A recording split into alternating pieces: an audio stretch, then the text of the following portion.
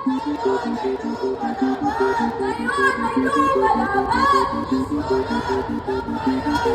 kamanang ay simple mga pinaghihirapan natin mga magagawa ng inyong mga magulang.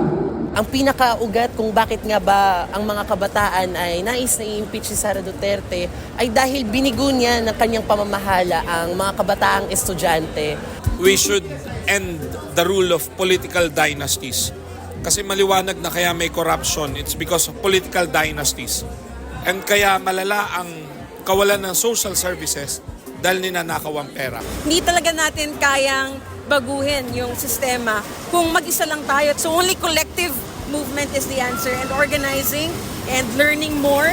Maghalaw ng real lived experiences ng mga tao, ilabas ulit yung naging critical analysis doon, and yung back and forth na yon ang makakalabas ng totoong concrete analysis ng social conditions at ano ang solusyon.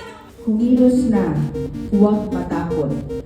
Ipakita natin may mga tao pang tumitindig sa katarungan